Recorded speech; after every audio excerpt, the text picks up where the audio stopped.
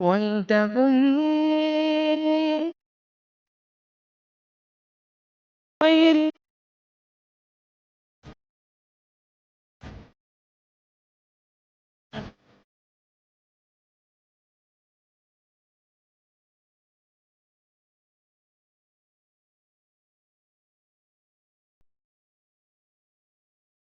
السلام عليكم ورحمة الله وبركاته. الحمد لله رب العالمين والعاقبة للمتقين والصلاة والسلام على سيد الأنبياء والمرسلين وإمام المتقين وعلى آله وصحبه أجمعين. فأعوذ بالله من الشيطان الرجيم. لا ينهاكم الله عن الذين لم يقاتلوكم في الدين ولم يخرجوكم من دياركم أن تبروهم وتقسطوا إليهم إن الله يحب المقسطين. فقال رسول الله صلى الله عليه وسلم لا يرحم الله من لا يرحم الناس. صدق الله العلي العظيم وصدق رسوله النبي الكريم. அன்புக்குரிய சகோதரர்களே, பெரியோர்களே,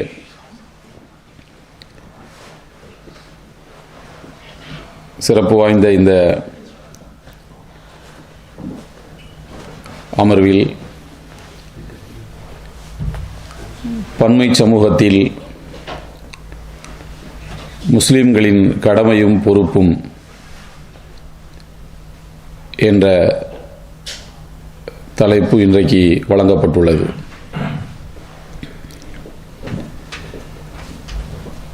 அல்லாஹு தஆலா உலகம் முழுக்க மனித சமுதாயத்தை பல்கி பெருகச் செய்திருக்கின்றான். அல்லாஹுடைய திருப்பெயர்களிலே ஒன்று ரஹ்மான் அர் ரஹீம் என்பது. திருக்குரானுடைய முதல் வசனமே பிஸ்மில்லாஹிர் ரஹ்மானிர் ரஹீம் அல்ஹம்துலில்லாஹி ரப்பில் ஆலமீன் அர் ரஹ்மான் அர் ரஹீம். அர் ரஹ்மான் என்ற சொல்லுக்கு தமிழிலே முதலாக திருக்குரானுக்கு விரிவுரை எழுதிய, தர்ஜுமா எழுதிய ஆகா அப்துல் ஹமீது பாக்கவி அவர்கள் அளவற்ற அருளாளன் என்று மொழிபெயர்த்திருப்பார். அவரே அப்படி மொழிபெயர்த்துவிட்டு என்ன சொல்லுகிறார்? மொழிபெயர்ப்பு என்பது ஒரு வார்த்தைக்கு இன்னொரு வார்த்தையால் மொழிபெயர்க்க வேண்டும் என்பதற்காக நான் இந்த அர்த்தத்தை தந்திருக்கின்றேனே அன்றி அர் ரஹ்மான் என்ற வார்த்தைக்கு இதுவே மொழிபெயர்ப்பு என்று நீங்கள் புரிந்து கொள்ளாதீர்கள். அர் ரஹ்மான் என்ற சொல்லுக்கு இந்த உலகத்தில் நல்லவர்கள் என்றும் பாராமல் கெட்டவர்கள் என்றும் பாராமல் அனைவருக்கும் சமமாக அருள் புரிகின்றவன் என்பதுதான் அர்த்தம். இதுதான் எல்லா தஃசீர்களிலும் கிட்டத்தட்ட சொல்லப்பட்டிருக்கிறது. அதைத்தான் நான் அளவற்ற அருளாளன் என்று மொழிபெயர்த்திருக்கின்றேன். இந்த உலகத்தில் நல்லவர்களுக்கும் கெட்டவர்களுக்கும் பாரபட்சம் இல்லாமல் அருள் புரியக்கூடியவன் என்று நான் மொழிபெயர்த்தால் அது விரிவுரையாகத்தான் இருக்குமே அன்றி மொழிபெயர்ப்பாக இருக்காது. ஆகையினால் நான் அந்த வார்த்தையை அளவற்ற அருளாளன் என்று சொல்லியிருக்கிறேன் என்று குறிப்பிடுகிறார். அல்லாஹுக்கு ரஹ்மான் என்கின்ற புகழ் சொல் மிகவும் பிடிக்கும். மற்ற திருப்பெயர்களை சொல்லி அழைப்பதை விடவும் ரஹ்மான் என்று சொல்லி அழைப்பதை அல்லாஹ் மிகவும் விரும்புகிறான். அதனால்தான் நபிகள் நாயகம் ஸல்லல்லாஹு அலைஹி வஸல்லம் சொல்வார்கள், பெயர்களில் மிகச் சிறந்தது அப்துல்லா அப்துர் ரஹ்மான் என்று. அல்லாஹுவின் அடிமை, அதற்கடுத்து ரஹ்மானின் அடிமை. என்று இந்த பெயர் தான் அல்லாஹ்வுக்கு மிகவும் பிடிக்கும். அஹப்புல் அஸ்மா இலல்லாஹ், அல்லாஹ்விற்கு மிகவும் பிடித்தமான பெயர்கள். அப்ப ரஹ்மான் என்கிற வார்த்தை அல்லாஹ்வுக்கு மிகவும் பிடித்திருக்கிறது. அல்லாஹ் என்ற சொல்லுக்கு அது மௌசூஃப், அது வர்ணிக்கப்படுகின்ற பெயர், அது வர்ணனை அல்ல என்று திருக்குரானின் விரிவுரையாளர்கள் சொல்வார்கள். ரஹ்மான் என்பது சிஃபத், அல்லாஹ் என்பது இஸ்முன் லித்தாத்தில் வாஜிபில் உஜூதி அல் மௌசூஃபி பிஸ்ஸிஃபத்தில் காமிலா, பரிபூர்ணமான எல்லா நற்பண்புகளுக்கும் உரித்தான, கண்டிப்பாக இருந்தே தீர வேண்டிய ஒரு தாத்தின் பெயர்தான் அல்லாஹ் என்பது. ரஹ்மான் என்பது சிஃபத், அது ஒரு பண்பு பெயர் சொல், பண்பு பெயர். அந்த பண்பு பெயர்கள் 99 இருக்கின்றன. 99 திருநாமங்களில் பண்பு பெயர்களில் அல்லாஹ்வுக்கு மிகவும் பிடித்தமானது ரஹ்மான் என்பது. நான் எதற்காக இந்த ரஹ்மான் என்கிற வார்த்தையை மட்டும் கொஞ்சம் அழுத்தி அதை பற்றி கொஞ்சம் விரிவாக உங்களுக்கு சொல்லிக் கொண்டிருக்கின்றேன் என்றால், இன்றைய தலைப்புக்கு அது மிகவும் பொருத்தமான ஒரு சிஃபத் என்பதனால்தான். அஸ்மாவுல் ஹுஸ்னாவில் ரஹ்மான் என்பது ரொம்ப பொருத்தமான ஒரு பெயர். அதனுடைய பொருள் என்ன? இந்த உலகத்தில் நல்லவன் என்றும் பாராமல், கெட்டவன் என்றும் பாராமல், தன்னை வணங்குபவன் என்றும் பாராமல், தன்னை நிராகரிப்பவன் என்றும் பாராமல், அனைவருக்கும் ஒன்றுபோல் சமமாக அருள் புரியக்கூடியவன், பாரபட்சம் காட்ட மாட்டான். ரஹீம் என்றால் மரணத்துக்கு பின்னர் வரும் மறுமை வாழ்வில் இந்த உலகில் தன்னை நம்பியவர்களுக்கு மட்டும் இரக்கம் காட்டுபவன் என்று பொருள். மறுமை நாளில் இங்கே இறைவனை மறுத்து வாழ்ந்தவர்களுக்கு அங்கே இறைவன் இரக்கம் காட்டவே மாட்டான். இஸ்பிரு அவு லா தஸ்பிரு சவாஉன் அலைக்கும், நரகத்தில் கிடந்து புலம்புவர்களே, நீங்கள் புலம்புங்கள் அல்லது புலம்பாமல் இருங்கள், ரெண்டும் உங்களுக்கு சமம்தான், உங்களுக்கு இரக்கம் காட்டப்படாது என்று மலக்குமார்கள் சொல்லிவிடுவார்கள். மறுமையிலே இறைவன் யாருக்கும், அந்த பாவிகளுக்கு இரக்கம் காட்ட மாட்டான். இந்த உலகத்தில் பாரபட்சமின்றி அருள் புரியக்கூடியவன் என்கிற அந்த வார்த்தை நமக்கு ஒரு பெரிய உண்மையை சொல்கிறது. என்னன்னா, இந்த உலகத்தில் இறைவனை மறுப்பவர்களும் இருப்பார்கள், ஏற்றுக்கொள்பவர்களும் இருப்பார்கள். நாமெல்லாம் ஆசைப்படலாம், 100% உலகம் முழுக்க வாழுகின்ற மக்கள் எல்லோரும் இறைவனை நம்பக்கூடியவர்களாக இருக்க வேண்டும் என்று நாம் ஆசைப்படலாம். ஆனால் அல்லாஹ்வினுடைய நாட்டம் என்னவென்றால், தன்னை மறுப்பவர்களும் இங்கே இருக்க வேண்டும் என்பதுதான். எனவே அவனை மறுப்பவர்களும் இங்கே இருப்பார்கள். சொல்லப்போனால் இறைவனை மறுப்பவர்களே உலகத்தில் அதிகம் இருக்கின்றார்கள். இறைவனுக்கு இணை கற்பிக்கக்கூடியவர்கள் இருக்கிறார்கள். இணை கற்பிக்கவர்கள் உயிருள்ளவனையும் இணை கற்பிக்கிறார்கள், ஜடப்பொருள்களையும் இணை கற்பிக்கிறார்கள், நெருப்பை இணை கற்பிக்கிறார்கள். நான் படித்தேன், ராஜஸ்தான் மாநிலத்தில் ஒரு பகுதியில், ஒரு கிராமத்தில் மக்கள் வெங்காயத்தை வணங்குகிறார்களாம். தமிழ்நாட்டில் வெங்காயம்னு சொன்னா போடா வெங்காயம் அப்படின்னா உரிக்க உரிக்க ஒண்ணுமே இருக்காது, அதான் வெங்காயம். கடைசி வரைக்கும் தோல் ஒத்துக்கிட்டே இருக்கும். சப்ஜெக்டே இல்லாதவனுக்கு தான் வெங்காயம்னு சொல்லுவார்கள். பெரியார் அப்படித்தான் சொல்லுவார், போடா வெங்காயம் யாருக்கு சொல்லுவார்னா, விவரம் இல்லாமல் பேசிக்கிட்டு இருக்கணும் தான் வெங்காயம். வெங்காயத்தையும் வணங்கக்கூடிய ஒரு கூட்டம் இருக்கிறது. இப்படி இறைவனுக்கு இணை கற்பிக்கக்கூடியவர்கள் நிறைய இருக்கிறார்கள்.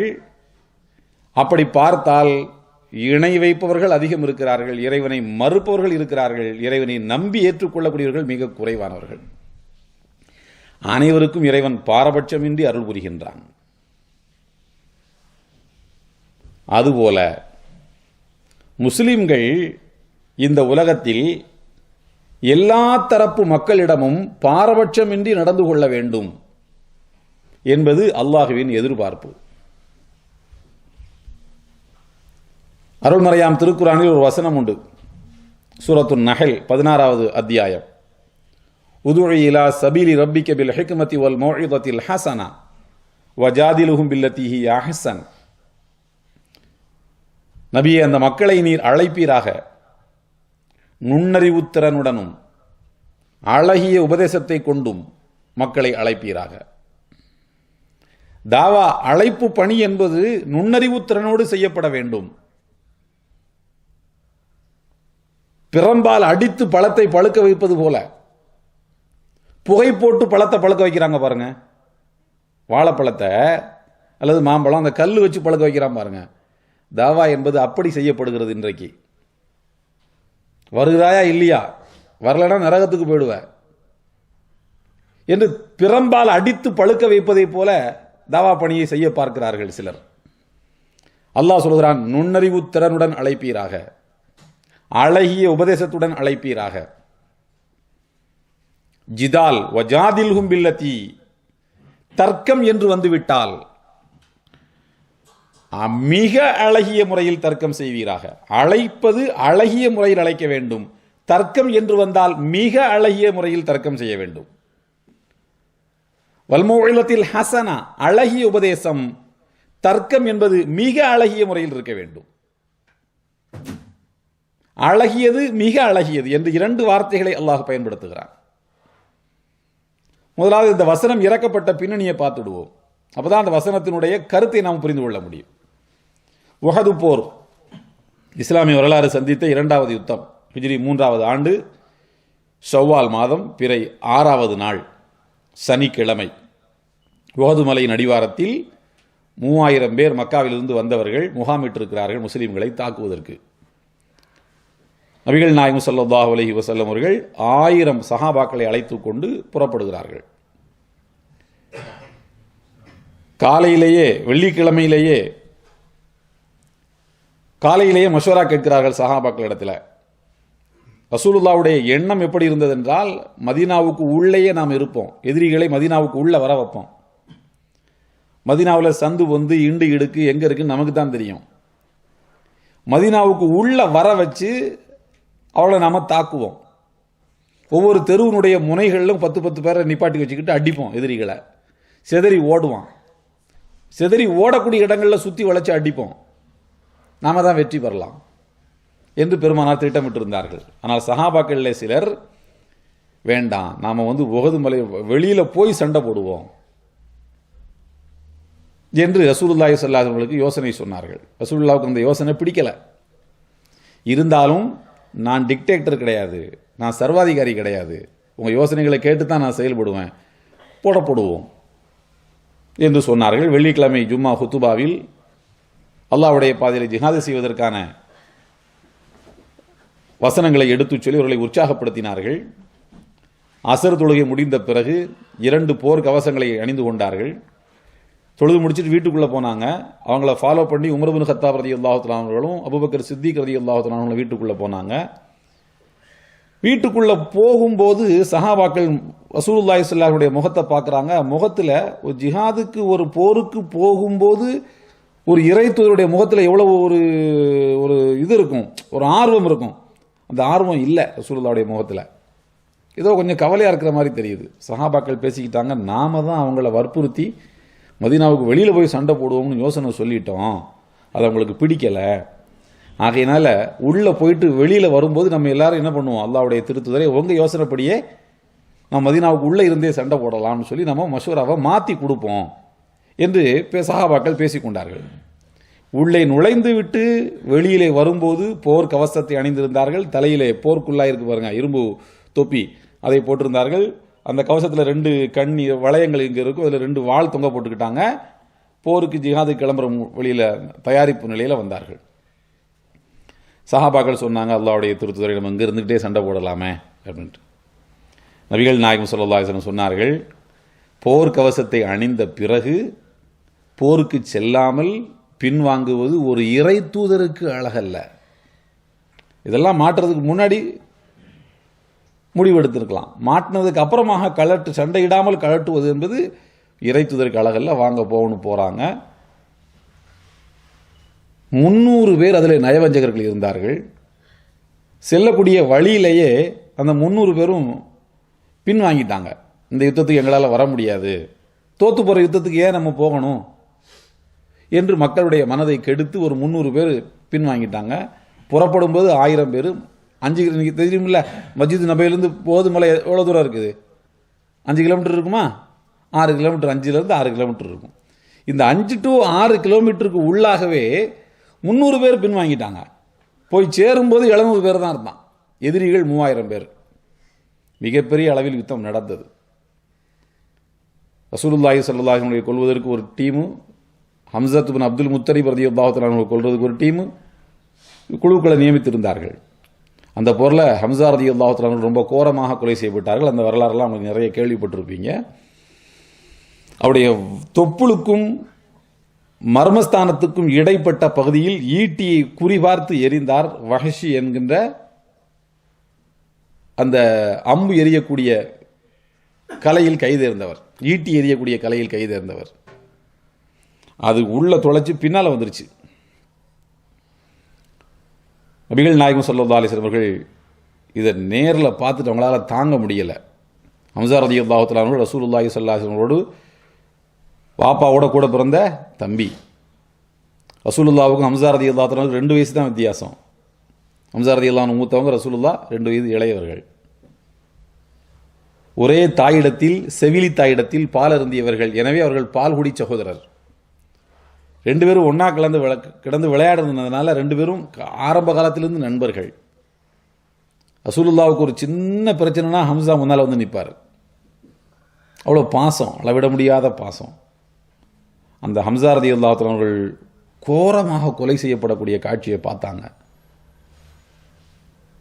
அதாவது பரவாயில்ல, வயிற்றை கிழிச்சு உள்ள இருக்கக்கூடிய ஈரலை எடுத்து மென்று ஹிந்து என்கிற அந்த பெண்மணி எடுத்து கடிச்சு துப்புறா. பின்னால் அவங்களும் இஸ்லாத்துக்கு வந்துட்டாங்க. இந்த காட்சியை நபிகள் நாயகம் ஸல்லல்லாஹு அலைஹி வஸல்லம் பார்த்துட்டு தாங்க முடியாத மனவேதனை அடைந்தார்கள்.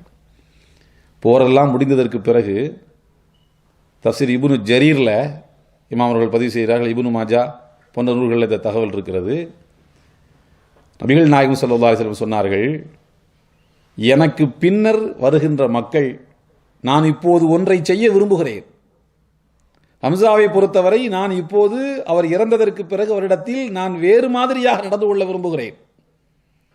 ஆனால் அதை பார்த்து பின்னால் வருகின்ற மக்கள் இதை போல் வேறு யாருக்கும் செய்துவிடக் கூடாது என்பதற்காகவே நான் அதை செய்யாமல் இருக்கிறேன். என்னவென்றால், ஹம்ஸாவை நான் அடக்கம் செய்ய விரும்பவில்லை. அவருடைய சிதைக்கப்பட்ட உடலை அப்படியே வனாந்தரத்தில் விட்டு விட்டு போக விரும்புகிறேன். காட்டு விலங்குகளும் வனப்பறவைகளும் கழுகு போன்ற பறவைகளும் வந்து அவருடைய உடலை கொத்தி கொத்தி தின்ன வேண்டும். அவர் இன்னும் சிதைக்கப்பட வேண்டும். மறுமை நாளில் அவருடைய உடலை ஒன்று திரட்டுகின்ற இறைவன், ஹம்ஸா உனக்கு மட்டும் ஏன் இந்த நிலைமை என்று கேட்க வேண்டும். அப்போது ஹம்ஸா பெருமையோடு சொல்ல வேண்டும், யா அல்லாஹ், உன்னுடைய பாதையில் நான் கொல்லப்பட்டேன், அதனால் எனக்கு இந்த கோரமான மரணம் என்று ஹம்ஸா அல்லாஹ்விடம் சொல்ல வேண்டும். அதனால் அல்லாஹ் அவருக்கு இன்னும் அதிகமான நன்மைகளை தர வேண்டும். இதுதான் என்னுடைய விருப்பம். ஆனால் எனக்கு பிறகு மக்கள் அதை ஒரு சுன்னத்தாக, ஒரு நடைமுறையாக ஆக்கிக் கொள்வார்களோ என்று பயந்து நான் அதை செய்யாமல் போகிறேன் என்று நபிகள் நாயகம் ஸல்லல்லாஹு அலைஹி வஸல்லம் சொல்லிவிட்டு அவர்களை அடக்கம் செய்தார்கள். அதற்கு பிறகு அடக்கம் செய்து முடித்து விட்டது பிறகு சொன்னார்கள், ஹம்ஸாவிடத்தில் இப்படி நடந்து கொண்டார்கள், நிச்சயமாக நான் அல்லாஹ் மீது சத்தியமிட்டு சொல்கின்றேன், ஹம்ஸாவை அவர்கள் கொலை செய்ததற்காக இதை போல் நான் 70 எதிரிகளை இதே மாதிரி கொலை செய்ய போகிறேன் என்று நபிகள் நாயகம் ஸல்லல்லாஹு அலைஹி வஸல்லம் அல்லாஹ் மேல சத்தியம் பண்ணான். அப்போதுதான் அல்லாஹ் இந்த வசனத்தையும் இதற்கு அடுத்த வசனத்தையும் 3 வசனங்களை அல்லாஹ் இறக்குகிறான். மக்களுக்கு அழைப்பு பணி செய்ய வேண்டிய நீங்கள் எப்படி இருக்க வேண்டும்?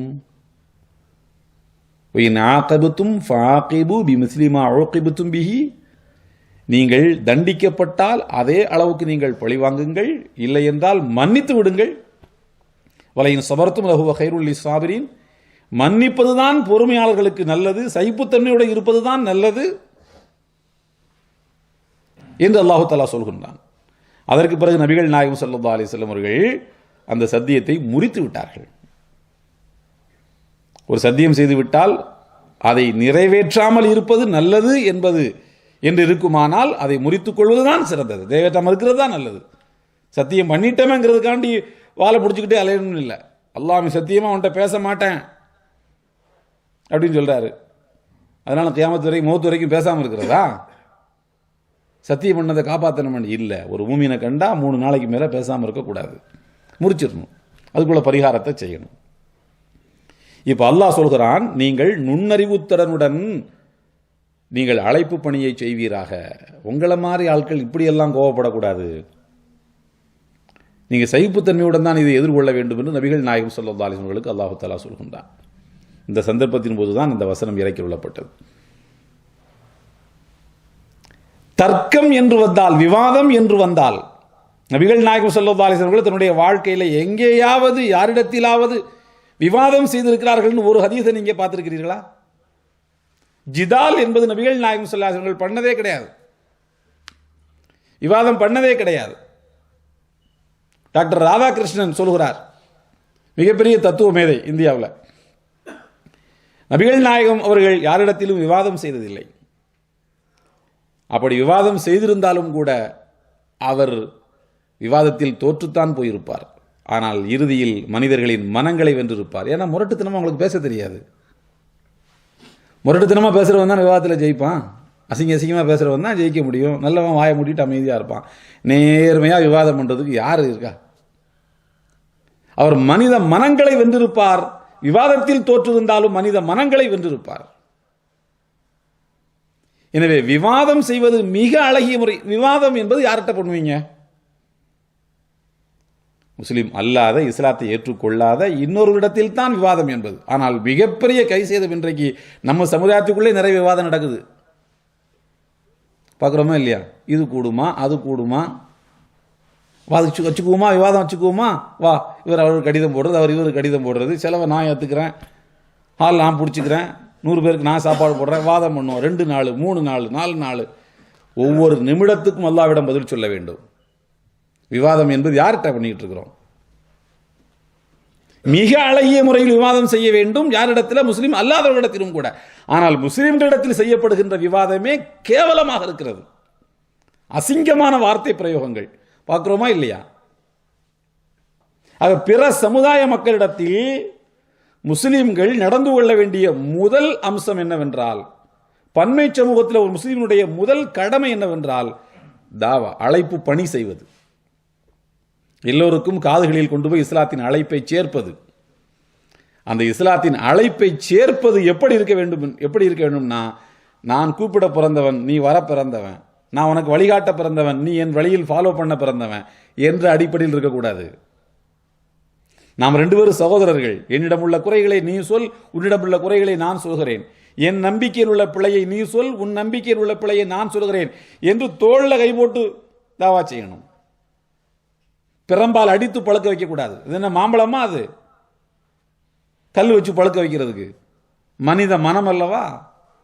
மனித மனம் மலரை விட மென்மையானது. எப்போது எந்த வார்த்தையால மனிதனுடைய மனம் காயப்படும் சொல்ல முடியாது. முஸ்லிமுடைய முதல் பொறுப்பு பன்மை சமூகத்திலே அவர் அழைப்பு பணி செய்ய வேண்டும். அழைப்பு பணியை முரட்டுத்தனமாக அல்ல, மிக மென்மையாக செய்ய வேண்டும். அவர் ரசூலுல்லாஹி ஸல்லல்லாஹு அலைஹி வஸல்லம் திட்டுவதற்கு வாய்ப்பு இருக்கிறது, அல்லாஹ்வை திட்டுறதுக்கு வாய்ப்பு இருக்குது, இஸ்லாத்தினுடைய சட்டங்களை விமர்சிக்கிறதுக்கு வாய்ப்பு இருக்கு, காட்டு முன்னாடித்தனமானதுன்னு சொல்றதுக்கு வாய்ப்பு இருக்கு. இது எல்லாத்தையும் சகித்து கொண்டு நிதானமாகவும் பொறுமையாகவும் பதில் சொல்லுகின்ற மனப்பக்குவம் இல்லை என்றால் நீங்கள் ஒரு தாழியே கிடையாது, நீங்க ஒரு அழைப்பாளரே கிடையாது. முதலாவது சகித்து கொள்ள பழக வேண்டும். அவருடைய வாயிலிருந்து என்ன சொல் வந்தாலும் சரி, நிதானமாக பொறுமையாக கேட்டுவிட்டு பதில் சொல்லக்கூடிய ஒரு பக்குவம் நமக்கு இருக்க வேண்டும். நுண்ணறிவுத்திறனுடன் செய்ய வேண்டும். அழகிய உபதேசம், நல்ல உரைகள் இருக்க வேண்டும். நபிகள் நாயகம் ஸல்லல்லாஹு அலைஹி வஸல்லம் சொல்வார்கள், யமன் தேசத்துக்கு இஸ்லாத்தை எடுத்து சொல்றதுக்காக அபூ மூஸா அல்-அஷ்அரியும் முஆத் இப்னு ஜபல் ரலியல்லாஹு தஆலா அனுப்பும்போது சொன்னாங்க, யஸ்ஸிரா வலா துஅஸ்ஸிரா பஷ்ஷிரா வலா துனஃபிரா. நீங்கள் நீ இருவரும் நல்வாழ்த்துக்களை கூறுங்கள். இஸ்லாத்தை ஏற்றுக்கொண்டா சொர்க்கம்னு சொல்லுங்க, ஏத்துக்கிட்டாட்டா நரகம்னு சொல்லாதீங்க. வலா துனஃபிரா, மக்களை நீங்கள் இருவரும் விரட்டுகின்ற வகையில் பேசாதீர்கள், அரவணைப்பது போல பேசுங்கள். யஸ்ஸிரா, சட்டங்களை எளிதாக சொல்லுங்கள். ஒரு நாளைக்கு 5 வேளை தொழுவணும் தெரியுமா அப்படின்னு சொல்லாத, ஒரு நாளைக்கு 5 வேளை தொழுவணுங்க, சிம்பிளா சொல்லு. 2% ஜக்காத்து இஸ்லாத்துல இல்லைன்னா அந்த செல்வம் எல்லாம் பாம்பா மாறி ஒரு முதுகுல கொத்தும் அப்படி சொல்லக்கூடாது. எப்படி சொல்லணும்னா வெறும் 2.5% தாங்க நீங்கள் சம்பாதிக்கிறதுல. மீதமுள்ள 97.5 அதை நீங்கள் வச்சுக்கலாம். 2.5 மட்டும் நீங்கள் கொடுத்தா போதுமானது. அது வருஷத்துக்கு ஒரு தடவை கொடுத்தா போதுமானது. இப்படி எளிதாக நீங்கள் சொல்லுங்கள். இஸ்லாத்துல எல்லாம் ரொம்ப கண்டிஷன் இருக்கு, பெண்கள்லாம் அப்படி இருக்கணும் அப்படி இருக்கணும் அப்படி சொல்லாதீங்க. மறைத்துக் கொள்வதில் உள்ள பலன்களை சொல்லுங்கள். இன்றைக்கு மிகவும் விமர்சிக்கப்படக்கூடிய இஸ்லாத்தின் சட்டத்திட்டங்களில் மிகவும் விமர்சிக்கப்படுவது ஹிஜாபு, இஸ்லாத்தினுடைய கிரிமினல் சட்டங்கள், தண்டனை சட்டங்கள், இதுதான் விமர்சிக்கப்படுது. இன்றைக்கு அது காலத்துக்கு எவ்வளவு தேவை என்பதை சொன்னாலே போதுமானது. இஸ்லாத்தினுடைய தண்டனை சட்டங்கள் எப்படி ஒரு சமுதாயத்தை நிம்மதியாக வாழ வைத்துக் கொண்டிருக்கிறது என்பதற்கு எவ்வளவோ சான்றுகள் இருக்கின்றன. அதையெல்லாம் நயமாக நாம் சொல்ல வேண்டும். அதான் மௌஇலத்தில் ஹசனா, அழகிய உபதேசம். உபதேசத்தை அழகாவும் சொல்லலாம், மிரட்டியும் சொல்லலாம். நுண்ணறிவுத்திறன். 3வது, விவாதம் என்று வருகின்ற போது மிக அழகிய முறையில் நடந்து கொள்ளுங்கள், மிக கண்ணியமாக பேசுங்கள். இதான் தாக்கும் கரியுமு கௌமின் ஃபக்ரிமுஹு, நபிகள் நாயகம் ஸல்லல்லாஹு அலைஹி வஸல்லம் சொன்னார்கள். ஒரு சமுதாயத்தால் மதிக்கப்படுகின்ற ஒரு சங்கைக்குரிய மனிதர் உங்களிடம் வந்தால் நீங்கள் அவரை மதியுங்கள்.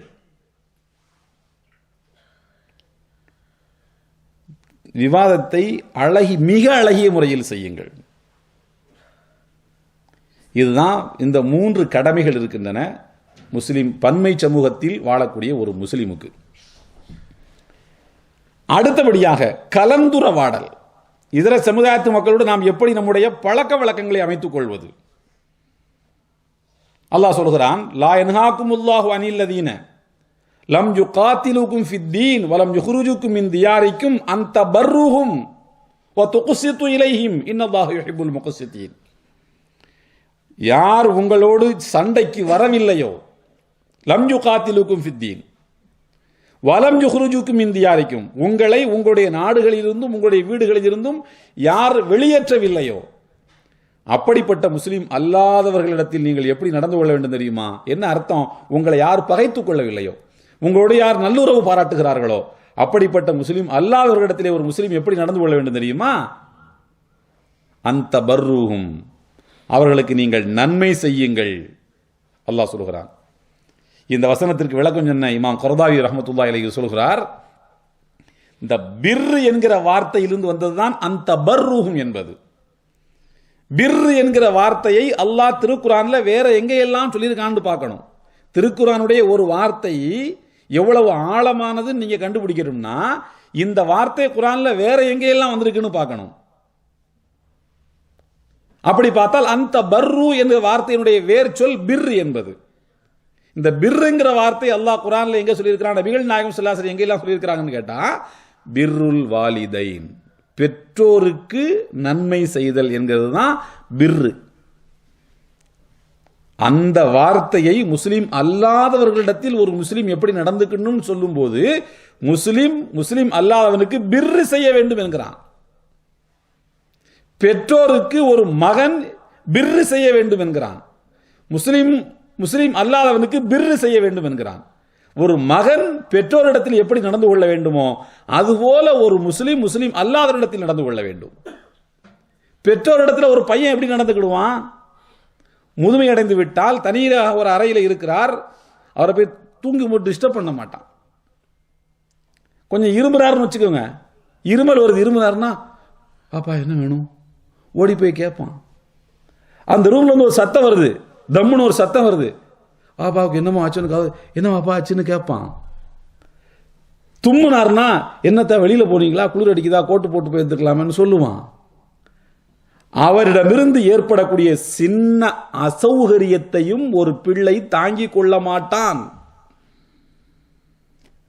அவருக்கு பசித்தால் இவன் வலியால் துடிப்பான்.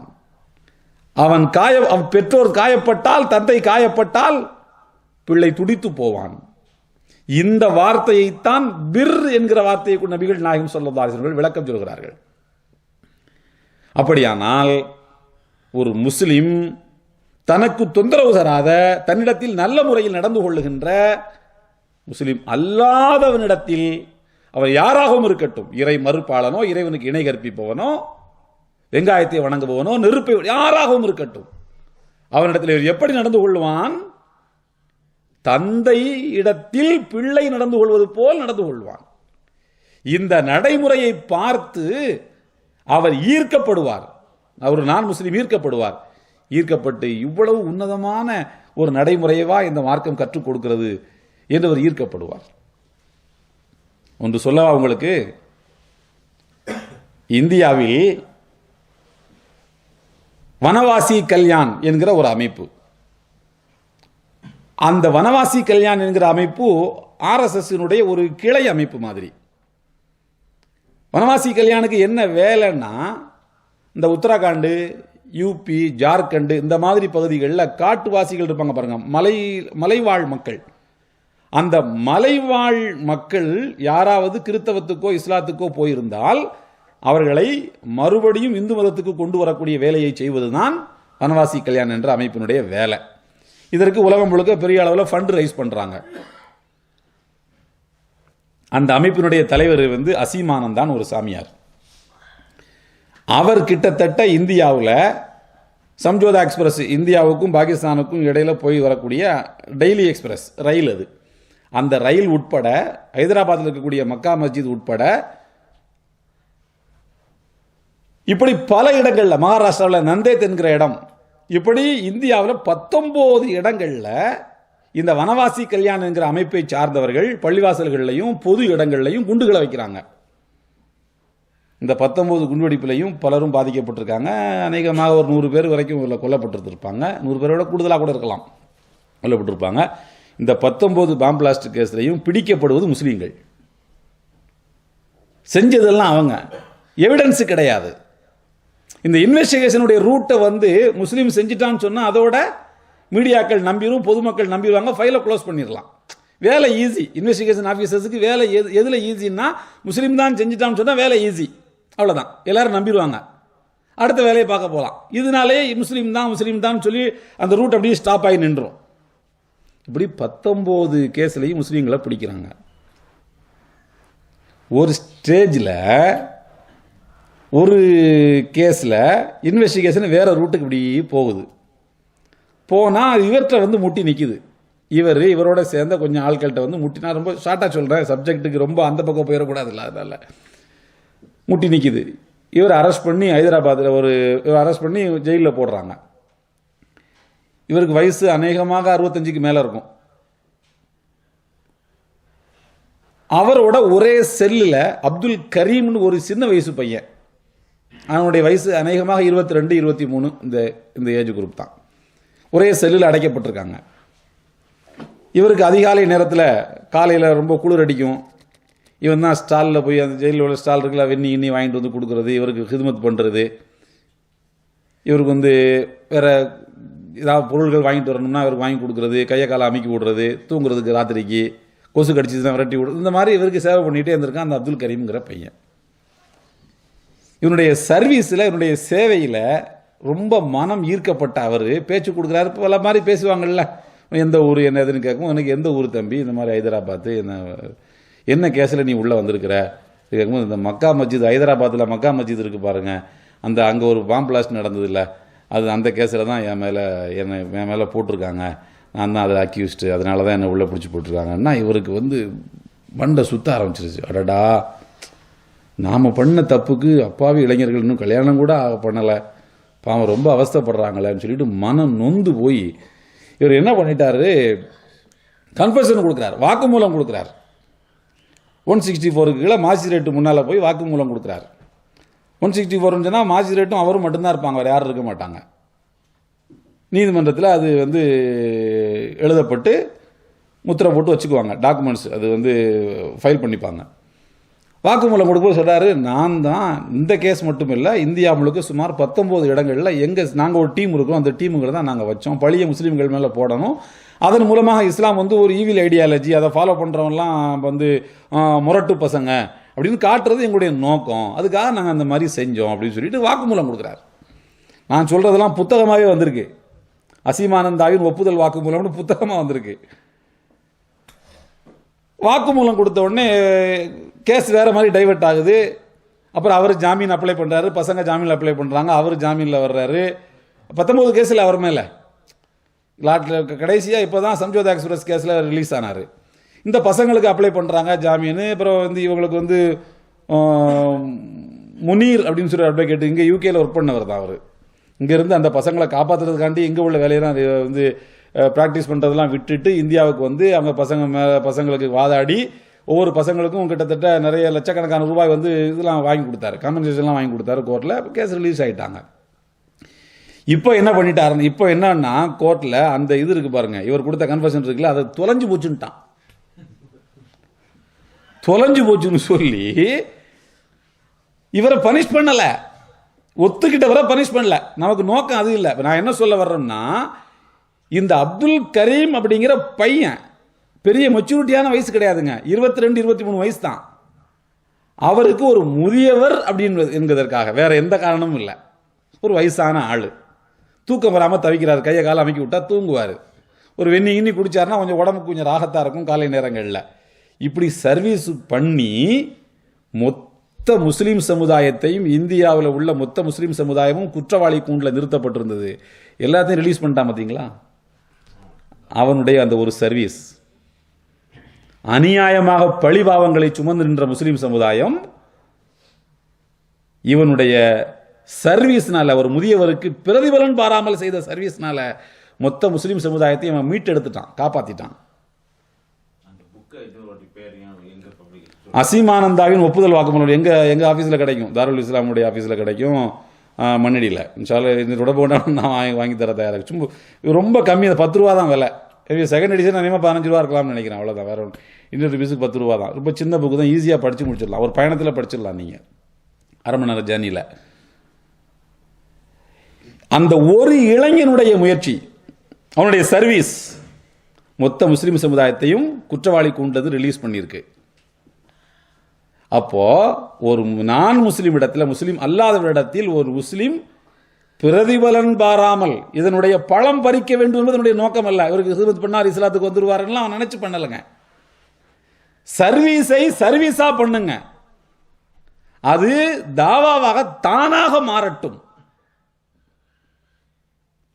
சென்னையிலே பெருவெள்ளம் வந்தது, லட்சக்கணக்கானவர்கள் முஸ்லிம் இளைஞர்கள், பல்லாயிரக்கணக்கான முஸ்லிம் இளைஞர்கள் தண்ணீர், ராணுவம் கூட போவதற்கு தயங்கிய இடத்துக்குள் தண்ணீரை நீச்சல் அடிச்சு போய் பெண்களையும் சிறுவர்களையும் காப்பாற்றிட்டு வந்தான்.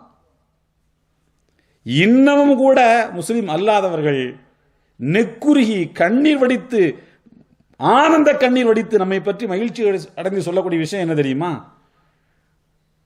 வீட்டை விட்டு வெளியில வந்தா கழுத்தளவு தண்ணிங்க.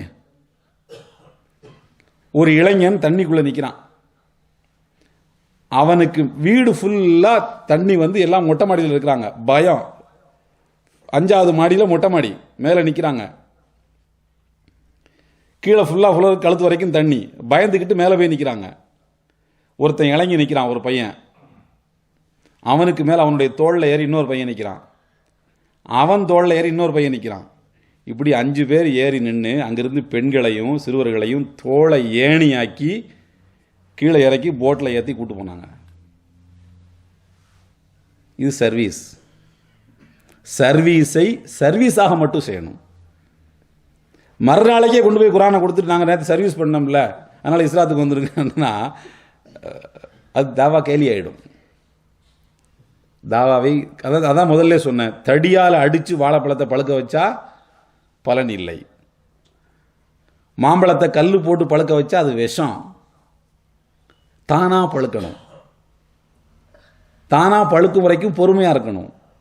மரத்துக்கு தண்ணீர் ஊற்ற வேண்டுமே அன்றி பழத்தை பழுக்க வச்சு புகை போட்டு பழுக்க வைக்கக்கூடாது. இன்னைக்கு நிறைய இடங்கள்ல புகை போட்டு பழுக்க வைக்கிற வேலை நடந்துட்டு இருக்கு. தண்ணீர் ஊத்துறது கஷ்டங்க, புகை போட்டு பழுக்க வைக்கிறது ஈஸி. அது வியாபாரத்துக்கு நல்லா இருக்கலாம், தாவாவுக்கு நல்லதில்லை. சர்வீஸை சர்வீஸா மட்டும்தான் செய்யணும். நபிகள் நாயகம் ஸல்லல்லாஹு அலைஹி வஸல்லம் அபூ தாலிபுக்கு செய்த சர்வீஸ் சர்வீஸாக செய்யப்பட்டது. நான் உங்களுக்கு சர்வீஸ் பண்ண அதனால இஸ்லாத்துக்கு வந்துருங்கன்னு அவங்க சொல்லலை. எங்க சித்தப்பா எனக்கு சர்வீஸ் பண்ற அந்த கடமையை தான் நபிகள் நாயகம் ஸல்லல்லாஹு அலைஹி வஸல்லம் செய்தார்கள். ஆக இது முஸ்லீமுக்கு இருக்க வேண்டிய பொறுப்பு. முஸ்லீம் அல்லாதவர்களிடத்தில். அல்லாஹ் அதைத்தான் சொல்கிறான், அந்த பர்ரூஹும், தந்தையிடத்தில் பிள்ளை நடந்து கொள்வது போல் ஒரு முஸ்லீம் அல்லாதவரிடத்தில் நடந்து கொள்வான், பிர்ரு செய்வான். இன்னல்லாஹு யுஹிப்புல் முக்ஸிதீன், அவர்களிடத்தில் நீதியோடு நடந்து கொள்வான். ஏனென்றால் நீதியாளர்களையே அல்லாஹ் விரும்புகிறான். நீ முஸ்லீம்ங்கிறதுனால உன்னை விரும்பணும்னு அல்லாஹ் விரும்புறது இல்லை. நீ நீதி செலுத்தினா தான் அல்லாஹ் உன்னை விரும்புவான். நான் ஒரு மூமின், அதனால எனக்கு சொர்க்கம் கொடுன்னு நீ கேட்கலாம். நான் ஒரு மூமின், அதனால யா அல்லாஹ் அவனுடைய விருப்பம் எனக்கு வேணும்னு கேட்க முடியாது. நீங்க நீதியா நடந்துகிட்டா தான், நீதி நேர்மையோடு நடந்து கொள்ளவர்களை தான் அல்லாஹு தஆலா நேசிக்கின்றான். இதுதான் இந்தியாவில் கடந்த காலத்தில் முஸ்லீம்கள் நடந்து கொண்ட விதம். கடந்த காலத்தில் என்று சொன்னால் நான் சொல்ல உதாரணங்களை உங்களுக்கு சொல்ல விரும்புகிறேன். நான் இன்னைக்கு நிலைமை எப்படி, நம்முடைய இளைஞர்கள் எப்படி தவறாக வழிநடத்தப்படுகிறார்கள் என்பதற்காக சொல்கிறேன். இந்தியாவில் குறிப்பாக தமிழ்நாட்டில் உழைப்புக்கு பெயர் போன சமுதாயம் நாடார் சமுதாயம். உழைப்புக்கு பெயர் போனது. அவர்களை பற்றி வேடிக்கையாகவும் சொல்வார்கள், அது உண்மையும் கூட. நாடார் சமுதாயத்தில் உள்ள ஒரு பையனுக்கு, இளைஞனுக்கு ஒரு கல்யாணம்னு வச்சுக்கோங்களேன், கல்யாணம் மாப்பிள்ளை 10 மணிக்கு கல்யாணம்னு வச்சுக்கோங்களேன், 9:45 வரைக்கும் கடையில் தான் இருப்பான். கடை திறந்து வச்சு வியாபாரம் பண்ணுவான். நேரம் ஆச்சுட்டா கல்யாணத்தை பண்ணால் சரி கதவை பூட்டிட்டு வந்து மாப்பிள்ளையாகி வந்துட்டு மறுநாளைக்கு வந்து கடையை திறந்துருவான்.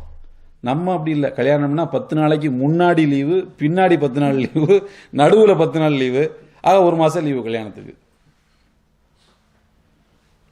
அவன் அப்படி உழைப்பில் பேர் போனான்.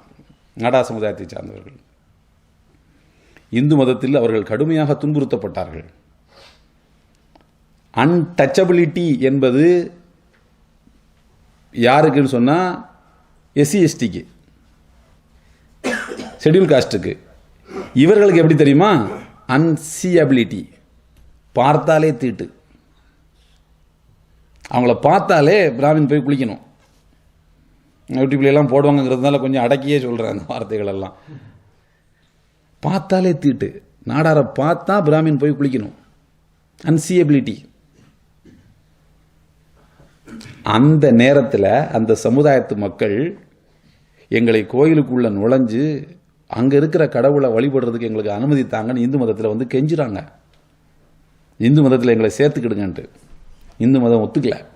நான் சொல்வது 1896, 97 அந்த காலகட்டங்களில், 1899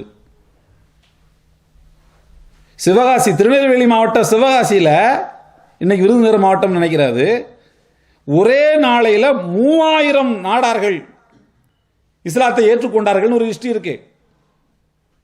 ஒரே நாளையில் 3000 நாடார்கள் இஸ்லாத்தை ஏற்றுக்கொண்டார்கள்.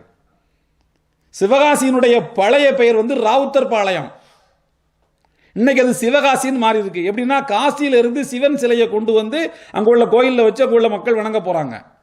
நாடார்கள் போய் எங்களை உள்ள சேர்த்துக்குங்க, நாங்களும் வந்து வணங்கணும். நான் ஒத்துக்க முடியாது. நாடார் சமுதாயத்து மக்கள் இரவோடு இரவாக அந்த கோயிலுக்குள்ள போய் வணங்கணும். அவ்வளோ பாசங்க இந்து மதத்து மேல. அவனுக்கு விரட்டுற மதம் தான் எனக்கு வேணும்னு சொல்றாங்க. நாங்கள் அந்த கடவுளை தான் வணங்கணும்னு உள்ள நுழைய முற்படுறாங்க. மறுநாளைக்கு காலையில் உள்ள நுழைஞ்சிட்டாங்கன்னு தெரிஞ்ச உடனே அங்கே உள்ள சாதி இந்துக்கள், மற்ற சாதியை சார்ந்த இந்துக்கள் எல்லாம், அந்த பேரை சொல்லிடலாம், தேவர் சமுதாயத்தை சார்ந்தவங்கெல்லாம் அவங்கள அடித்து விரட்டுறாங்க. ஊரை விட்டு வீடுகளை தீயிட்டு கொளுத்துறாங்க. செதறி ஓடக்கூடிய நாடார் சமுதாயத்து மக்களை அரவணைத்து அவங்களுக்கு அடைக்கலம் தந்து வீடுகளுக்குள்ள ஒழிச்சு வச்சுக்கிட்டு இங்கெல்லாம் யாரும் வரலையே அப்படின்னு அவங்களெல்லாம் காப்பாற்றி விட்டது யாருன்னா சிவகாசியில் இருந்த முஸ்லீம்கள். நீ இனம் வைக்கிறவன், நீ செத்தா என்ன வாழ்ந்தா என்ன நினைக்கலங்க. அடைக்கலம் கொடுத்து காப்பாற்றுகிறார்கள். அதே மாதிரி கமுதிங்கிற ஊரில் ஒரு கோயிலுக்குள்ளே இதே மாதிரி நுழைய வேண்டும் என்று நாடார் சமுதாயத்து மக்கள் முனைகிறார்கள். அங்கே உள்ள தேவர் சமுதாயத்து மக்கள் தடுக்கிறாங்க. இவங்க உள்ள நுழைஞ்சிடுறாங்க. உள்ள நுழைஞ்சா அந்த இடம் தீட்டுப்பட்டு போச்சுன்னு சொல்லிட்டு அந்த இடத்த கழுவி சுத்தம் பண்ணுறதுக்கு கோர்ட்டே உத்தரவிடுது. நீங்கள் உள்ளே போனது தப்பு, நீ இந்து கிடையாது. கழுவி சுத்தம் பண்ணுறதுக்கு பணம் தேவைப்படுது. சிலை தீட்டுப்பட்டுருச்சு நீங்கள் பார்த்ததுனால, சிலையை கழுவி சுத்தம் பண்ணணும், அதுக்கு நீங்கள் தான் பணம் கொடுக்கணும்னு சொல்லிட்டு அவங்கள்ட்ட இருந்து பணம் வசூல் பண்ணி கொடுக்குது.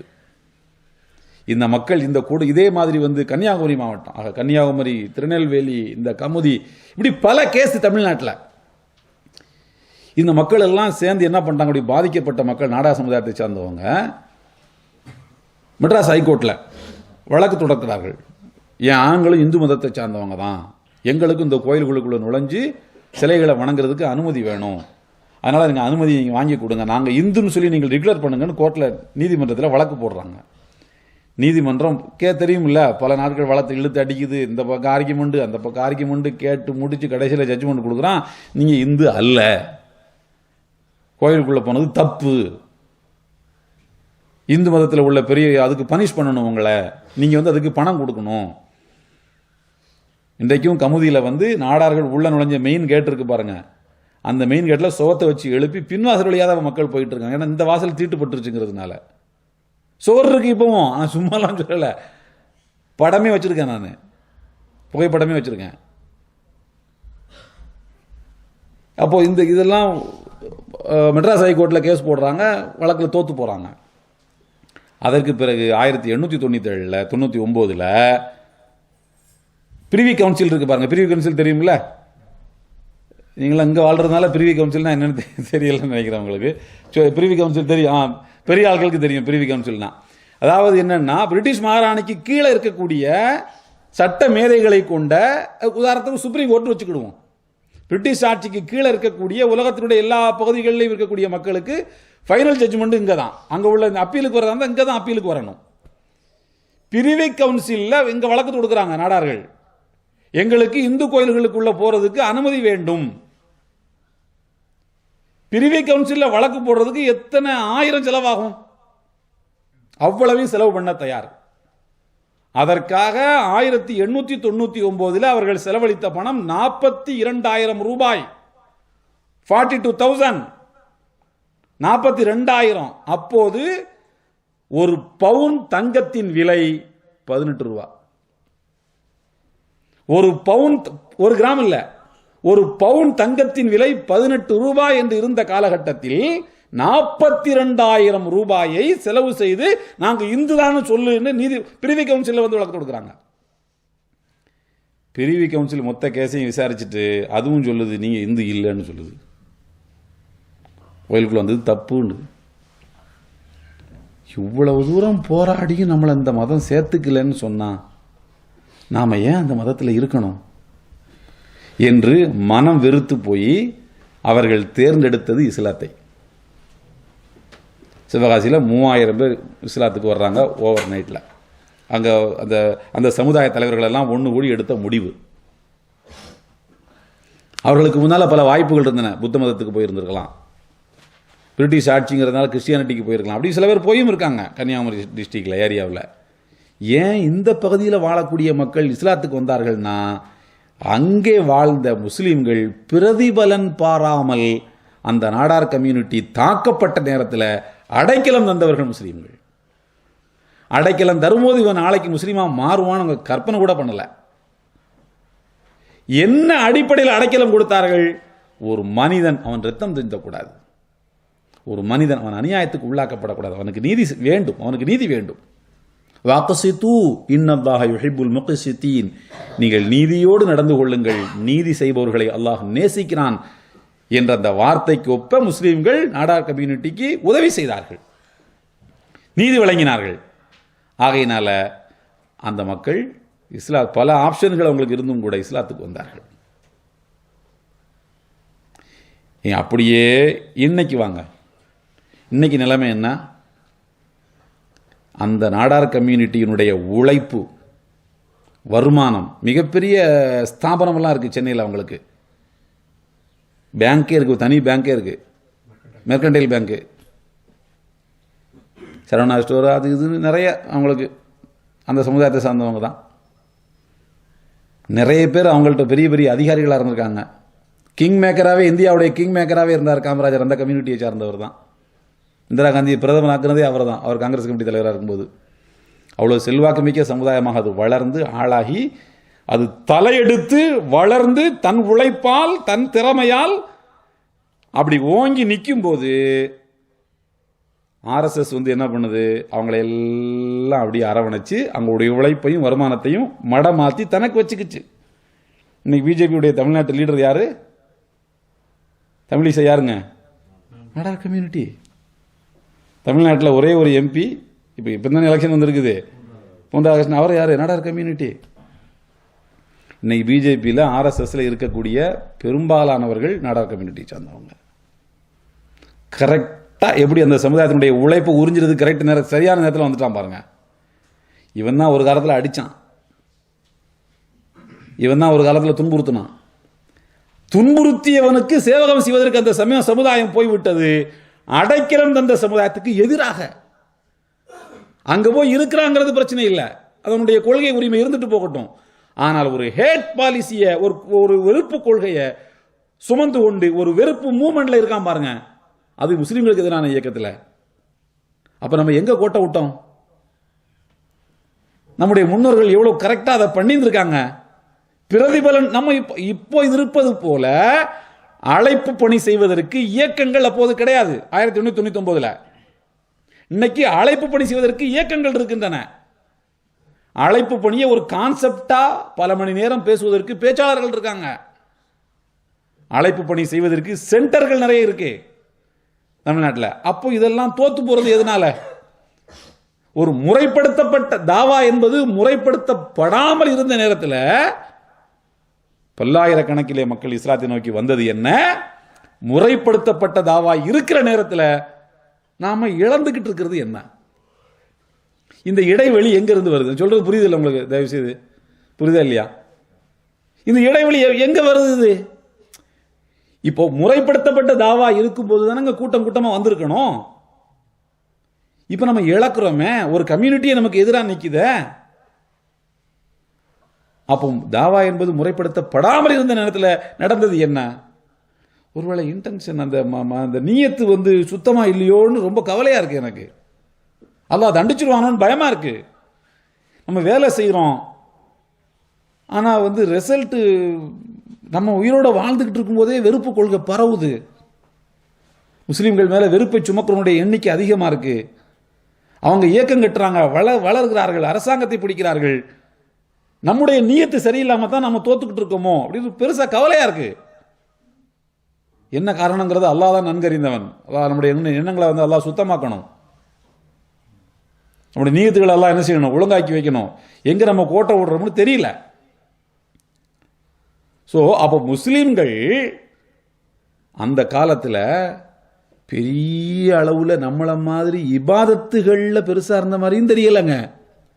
எண்ணம் சுத்தமா இருந்திருக்கு, எண்ணம் சுத்தமா இருந்திருக்கு, இபாதத்து குறைவா இருந்திருக்கு.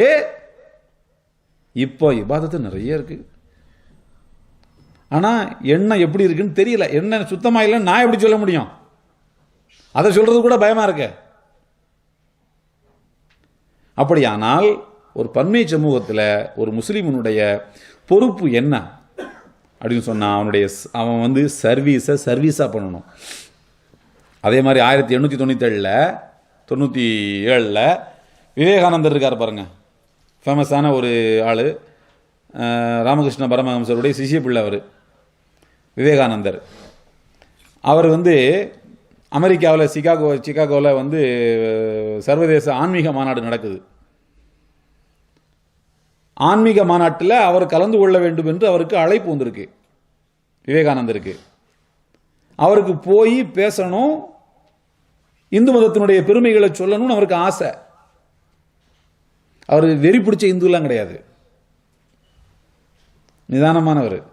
அவருடைய கதை ஒரு சின்ன ஒரு செய்தியை மட்டும் சொல்றேன். இந்த பசுவை தெய்வமாக வணங்குற மக்கள் இருக்காங்க இல்லையா, கோமாதான்னு சொல்லுவாங்க. அவங்க ஒரு நாள் அவற்றை உண்டியல் குலுக்குறாங்க. எதுக்குப்பா உண்டியல் குலுக்குறீங்கன்னு கேட்குறாரு. இல்லை, பசுக்களை பாதுகாப்பதற்காக நாம் கோசாலைன்னு வைக்க போகிறோம். கோசாலைன்னா மாட்டுகளை பாதுகாக்கிற இடத்துக்கு கெட்ட போகிறோம், நீங்கள் டொனேஷன் கொடுங்க அப்படின்னு சொல்லிட்டு பசுக்களை பாதுகாக்க போகிறோம்னு சொல்லிட்டு. பசுக்களை பாதுகாக்க போகிறீங்களா? பசியிலேயே இந்த வருஷம் இந்தியாவில் செத்தவன் மட்டும் 18,000 பேர் செத்துருக்கான். அப்போவே 1899 பசியில் செத்தவன், இந்தியாவில் பசியில் செத்தவன், சண்டை கிடையாது, பசி வறுமையினால பசியில் செத்தவன் 18,000 பேர் செத்துருக்கான்னு ஒரு கணக்கு இருக்கு. நீங்கள் மனிதர்களை பாதுகாப்பதை விட்டுவிட்டு பசுக்களை பாதுகாக்க வேண்டும் என்று அலைகின்றீர்களே அப்படின்னு கேட்கிறாரு. மனிதர்களை பாதுகாப்பதற்கு நிறைய இயக்கங்கள் இருக்கின்றனவே, பசுக்களை பாதுகாக்கிறதுக்கான இயக்கம் இல்லை. இவ்வளோ இயக்கம் இருக்கும்போது தானே செத்துருக்கான் அப்படின்னு மாறி கேட்குறாரு அவர். அவன் அப்படி சொல்கிறான், பசுக்களை பாதுகாக்கிறதுக்கு இயக்கம் இல்லை, மனிதர்களை பாதுகாக்க இயக்கம் இருக்குன்னு அவன் சொல்லும்போது அப்படி இருக்கும்போது தானேப்பா செத்துருக்கான் 18,000 பேர் அப்படின்ட்டு. இல்லை, ஒத்துக்க முடியாது, நான் மனிதர்களுக்கு தான் மனிதர்களுக்கு உதவின்னு தான் கேளு தர்றேன், இதெல்லாம் செய்ய முடியாதுங்கிறார் அவர். அப்போ இவங்க சொல்கிறாங்க, பசு பாதுகாப்பு இயக்கத்தை சார்ந்தவர்கள், பசுக்கள் எல்லாம் நம்முடைய தாய் என்று நம்முடைய புராணங்கள் சொல்கின்றனவே, பசுக்கள் நம்முடைய தாய்கள் என்று மாதா என்று நம்முடைய புராணங்கள் சொல்கின்றனவே, நம்முடைய தாய் தான், நம்முடைய தாயை பாதுகாக்கணுமே அப்படின்ட்டு. அப்போ ஒரு கடுமையான வார்த்தை ஒன்று சொல்றாரு, உங்களை போன்ற முட்டாள் பிள்ளைகளை எல்லாம் மாடுகளை தவிர வேறு யார் பெற்றிருக்க முடியும்?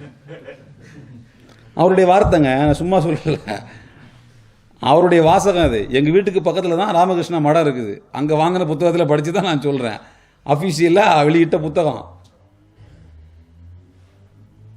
உடனே அவங்க பெரிய சாமியார் இல்லையா, விவேகானந்த கோவப்பட முடியல அவற்றை.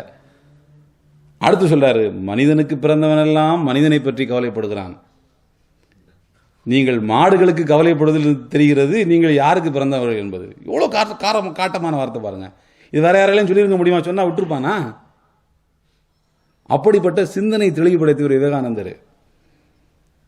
1899 சிக்காகோலேருந்து அழைப்பு வருது அமெரிக்காவிலேருந்து. இவர் போகணும், போய் என்ன செய்யணும்?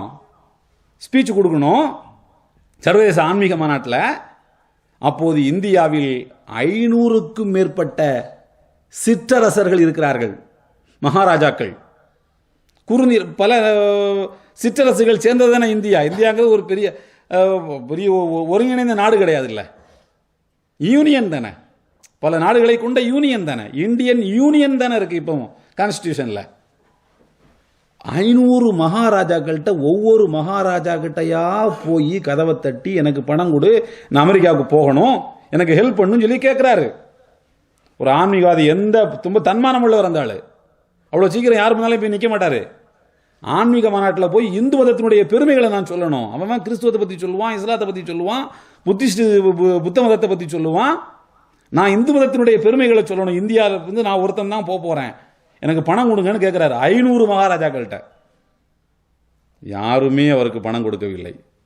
பணம் தர மறுத்தவர்கள் 500 மகாராஜாக்களும் இந்து சமுதாயத்தை சார்ந்தவங்க.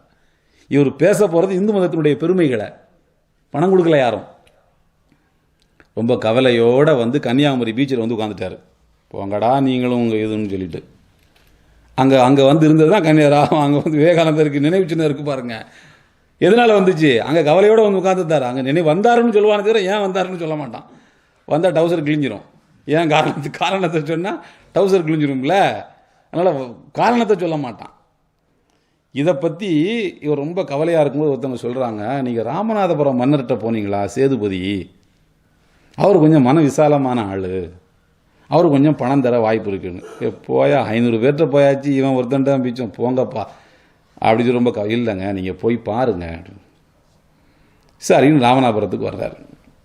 சேதுபதி மகாராஜாட்ட போய் பணம் கேட்கலான்ட்டு உள்ள நுழையும் போதே சொன்னாங்க, சேதுபதி மகாராஜாவா? சேதுபதி மகாராஜா எஸ்ன்னு தலையாட்டணும்னா அதுக்கு ஏதோ ஒரு மறைக்கார், தம்பி மறைக்காருன்னு ஒரு ஆள், 2 பேர் அண்ணன் தம்பி இருக்காங்க. இவங்க 2 பேர் தான் அவருக்கு மந்திரி. இவங்க சரின்னு சொன்னால் அவர் கண்ணை பொத்திக்கிட்டு கையெழுத்து போட்டுருவார். இவங்க சரின்னு சொல்லணும், இவங்கள்ட்ட ஒப்புதல் வாங்கினா தான் அவர் என்ன செய்வார்? சரின்னு தலையாட்டுவார். அவங்க 2 பேரும் பாய்மார்களாச்சே அப்படின்னு. விவேகானந்தருக்கு அவனுக்கு ஆளுக்கிட்ட போய் கேட்குறது தான் சிரமம், நம்மளுக்கு ஈஸி தானே. வந்தார், இது மாதிரி நடக்க போகுதுங்க, நான் அது மாதிரி போகலான்னு பார்க்குறேன், இந்து மதத்தினுடைய பெருமைகளை நான் சொல்லணும்னு நினைக்கிறேன், அமெரிக்காவுக்கு போகணும், சேதுபதி மன்னர்கிட்ட கொஞ்சம் பணத்தை வாங்கி கொடுங்க அப்படின்னு. இவங்க உடனே என்ன பண்ணுறாங்கன்னா எங்களுக்கு ரெக்கமெண்ட் பண்ணுறாங்க. யாருக்கு? சுவாமி விவேகானந்தருக்கு ரெக்கமெண்ட் பண்ணுறாங்க. இதை எடுத்துக்கிட்டு போய் சேதுபதி மன்னர்கிட்ட கொடுக்குறாரு. அவர் பணம் கொடுக்குறாரு, வாகனத்தை ஏற்பாடு பண்ணுறாரு, கப்பலில் போகிறாரு.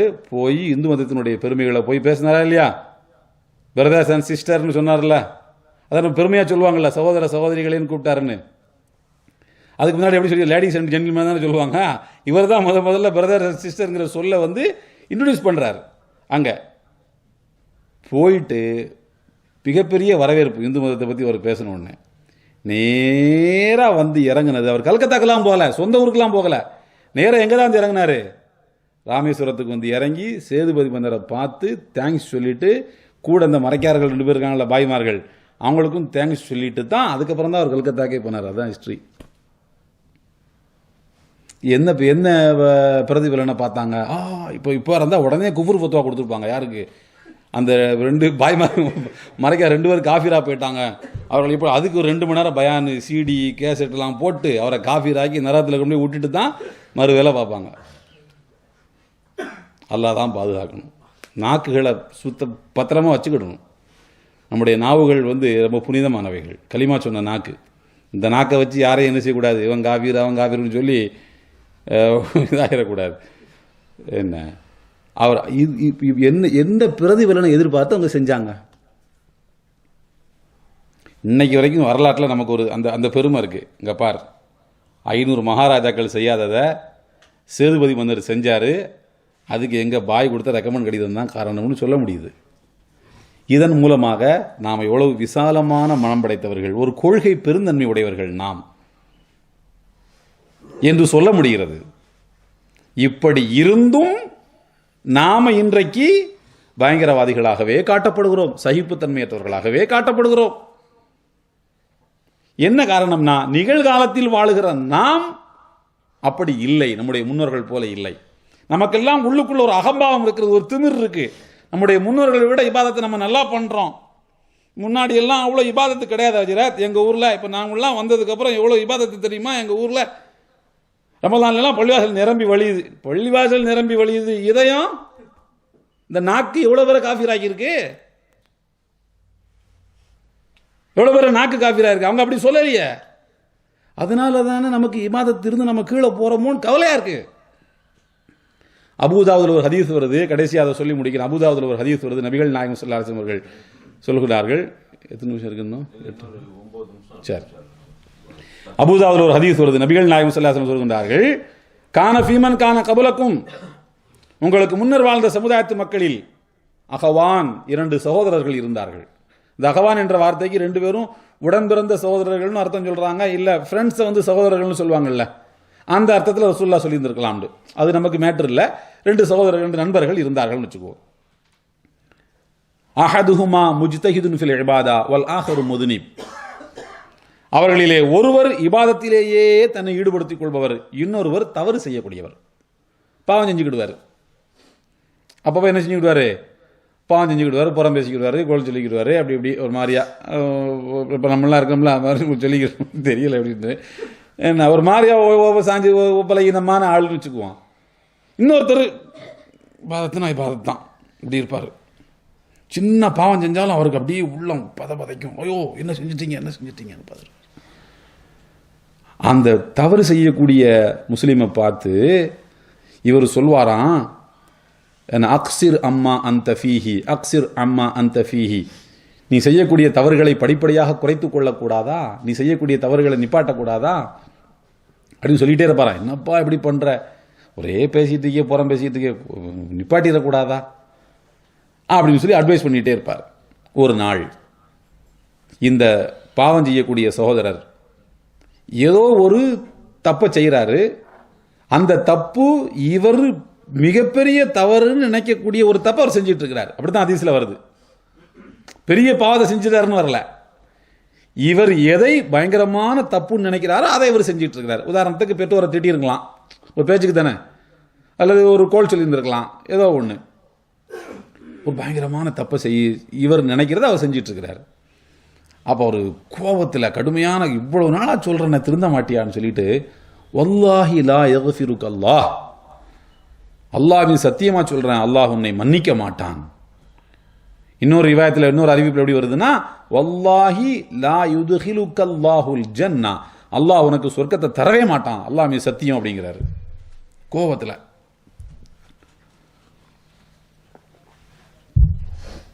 அப்போ அவர் சொன்னார், ஹல்லினி வரப்பி, என் இறைவனோடு என்னை விட்டு விடு. இது எனக்கும் அல்லாஹுக்கும் உள்ள விஷயம். நான் ஏதாவது உன்கிட்ட டிஸ்டர்ப் பண்ணனா, உன் சொத்தை எடுத்தனா, உன்னை திட்டினா, உன்னை அடிச்சனா, எனக்கும் அல்லாஹுக்குள்ள விஷயம் இல்லைப்பா. இதை ஏன் வந்து நீ இது பண்ற? ஹல்லி நீ வரப்பி, என் இறைவனோடு என்னை விட்டு விடு அப்படின்றாரு. இவர் கோவத்தில் விட்டார். கடைசியில் 2 பேருக்கும் அஜல் முடியுது. இவர் எப்போ இறக்கணும்னு நல்லா நானும் அப்போ இறந்தாரு, இவர் எப்போ இறக்கணும் நல்லா அவர் அப்போ இறந்தாரு. 2 பேரும் இறந்துட்டாங்க. அடுத்தடுத்து இல்லை, யார் முந்தி அதெல்லாம் அதிசயில் இல்லைன்னு வச்சுக்க, 2 பேரும் இறந்து போனாங்க. விசாரணைக்கு அல்லாஹ்விற்கு முன்னால் நிறுத்தப்பட்டார்கள். நிறுத்தப்பட்டவுடன் நபிகள் நாயகம் ஸல்லல்லாஹு அலைஹி வஸல்லம் சொன்னாங்க, இவர்களில் யார் தப்பு செய்தாரோ அவரை அல்லாஹ் என்ன செய்தான்? சொர்க்கத்துக்கு அனுப்பிவிட்டான். அவருடைய பாவங்களை மன்னித்து அல்லாஹ் சொர்க்கத்துக்கு அனுப்பிவிடுவான். இவரை யாரு? அல்லாஹ் அவனை மன்னிக்கவே மாட்டான், அல்லாஹ் அவனை நரகத்தில் தான் போடுவான்னு சொன்னார் இல்லையா, அவரை பிடிச்சி அல்லாஹ் நரகத்துக்கு அனுப்புவான். ஐயோ யா அல்லாஹ், இது என்னது இது? ஏன் இந்த ஏடு இருக்குல்ல, ஏட்டை மாற்றிட்டானா எவனும்? அந்த சீடியை மாற்றி வைக்கிற மாதிரி, ஃபோனை மாற்றி வைக்கிற மாதிரி புஸ்தகத்தை யாரும் மாற்றி வச்சுட்டானுங்களா புக்கை? இது ஏன் புக்கு இல்லை, இதுதான் நான் சொர்க்கத்துக்கு போக வேண்டிய ஆளா? இவர் நினப்பு, நான் சொர்க்கத்துக்கு போக வேண்டிய ஆள், நான் சொர்க்கத்துக்கு போக வேண்டிய ஆள், நான் நிறைய தொழுகிறேன், தர்மம் கொடுக்குறேன், நான் சொர்க்கத்துக்கு போக வேண்டிய, அவன் பாவம் செய்கிறான், நரகத்துக்கு போக வேண்டிய ஆள். இவர் கணக்குங்க அது. யா அல்லாஹ் என்ன இது? அப்போ அல்லாஹ் சொல்கிறான், நீ எனக்கும் என் அடியானுக்கும் இடையில் குறுக்கே வந்து விட்டாய். நான் அவனை பாவம் செஞ்சால் மன்னிக்கிறவன் நான் இல்லை. நீ எப்படி அவனை அல்லாஹ் மன்னிக்கவே மாட்டான் நீ எப்படி சொல்லலாம்? அந்த அதிகாரத்தை உனக்கு யார் தந்தது?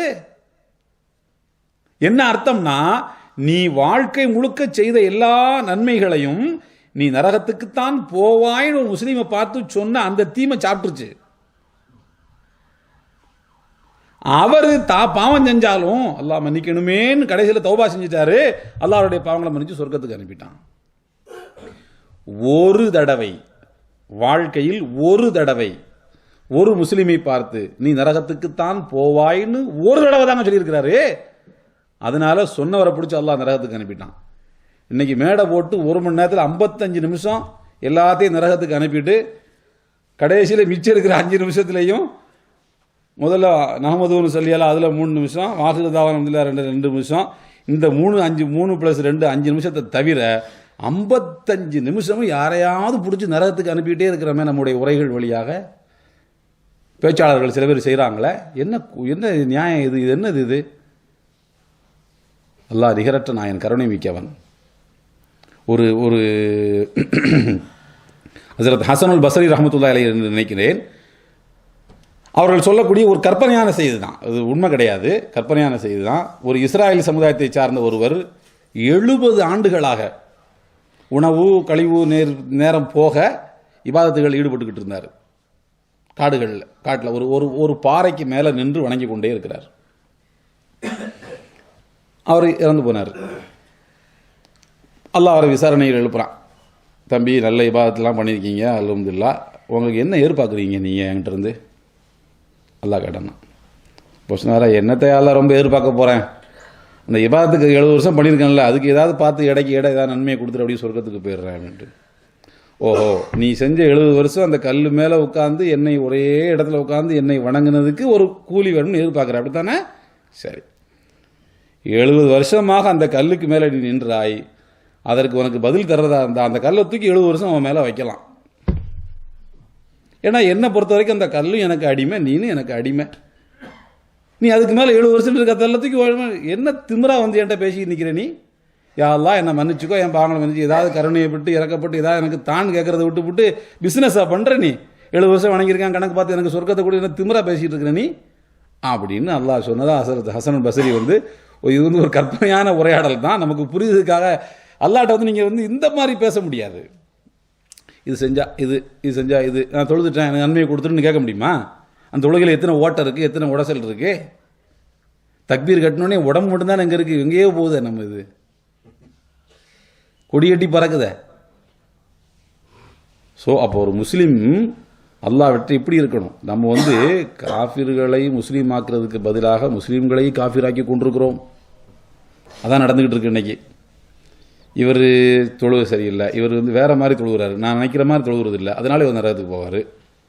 இப்போ கூட்டி கழித்து கணக்கு பார்த்ததா இருந்தால் சொர்க்கம் காலியாக தான் கிடக்கும் போல் இருக்கு. நீங்கள் என்ன காஃபி இருக்கிறது, நான் உங்களை காஃபி இருக்கிறதா இருந்தால் 2 பேரும் சொல்கிறது உண்மையாக தான் சொர்க்கம் காலியாக கிடக்குமா? அப்படிலாம் தெரியுது. அதனால இந்த பன்மை சமூகத்தில் வாழக்கூடிய நமக்கு இருக்கக்கூடிய பொறுப்பு என்னன்னா, நாம முதலாவது அழைப்பு பணியை செய்ய வேண்டும். நான் கூப்பிட பிறந்தவன், நீ வர பிறந்தவன், வா அப்படின்னு சொன்னோடனே வந்துடணும் இஸ்லாத்துக்கு. அந்த நினைப்பு இருக்கக்கூடாது. நுண்ணறிவு திறன் வேண்டும், அழகிய உபதேசம் வேண்டும். இந்த உபதேசம் தர்க்கத்தை நோக்கி செல்லுமானால் மிக அழகிய முறையில் தர்க்கம் செய்ய வேண்டும். முஸ்லீம் அல்லாதவர்களிடத்திலே உங்களுடைய பெற்றோர்களிடத்தில் எப்படி நடந்து கொள்கிறீர்களோ அதுபோல நடந்து கொள்ள வேண்டும். அனைவருக்கும் நீதியை பெற்றுத்தரக்கூடியவனாக ஒரு முஸ்லீம் இருக்க வேண்டும்.